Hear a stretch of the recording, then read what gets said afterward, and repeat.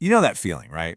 You download a brand new app, you're all excited, and then you just think, how on earth did they release it like this? Yeah, we've all been there.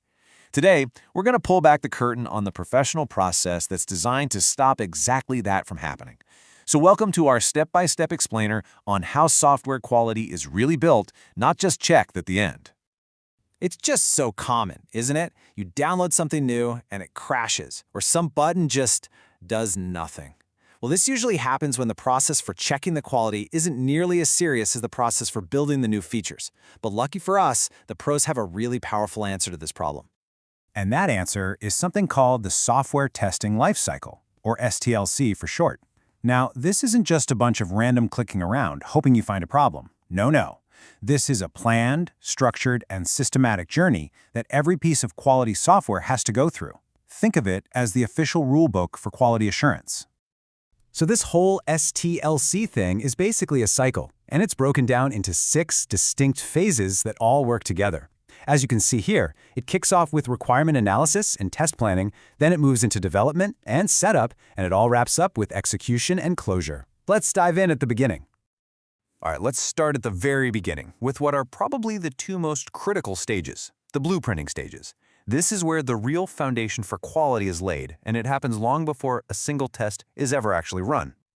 To really get a handle on these first 2 phases, let's use an analogy.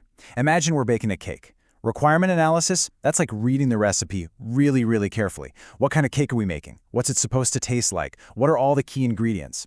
Then you have test planning. That's deciding how you're going to bake it, what tools you'll need, who's doing what, and how you'll know if the cake is actually baked correctly. And this, right here, this is why that first phase is so incredibly powerful. Just think about it for a second. If you realize you're about to use salt instead of sugar while you're just reading the recipe, the fix is super easy, right? It costs nothing. But if you only realize that mistake after the cake is baked, well, that's a much bigger, much more expensive problem. It's exactly the same in software. Catching a misunderstanding here is practically free. A solid plan is really what separates professional testing from just chaos.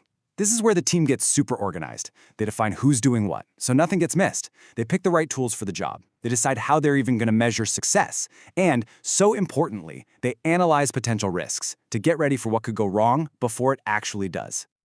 Okay, so our plan is solid. Now we move from the blueprints to the actual preparation. In these next 2 phases, it's all about getting our tools and our kitchen, so to speak, ready for action. So, back to our baking analogy. Test case development is like writing down the specific instructions for your official taste testers. Step 1, check the color. Step 2, test the texture. Step 3, does it actually taste like chocolate? And then environment setup, that's getting the kitchen ready, preheating the oven, making sure the database is up and running, and installing all the software you're going to need. Now this brings up a really key difference in how these test cases are actually developed. For a human tester, it's pretty simple. It's like a cheat sheet with instructions. But for an automated test, you're actually writing code, a script that tells a tool, something like Selenium, exactly what to do step by step. And here we are, the main event. All that planning and all that preparation has led to this moment. It's finally time to run the tests and then wrap everything up. So, test execution is exactly what it sounds like. It's time to taste the cake.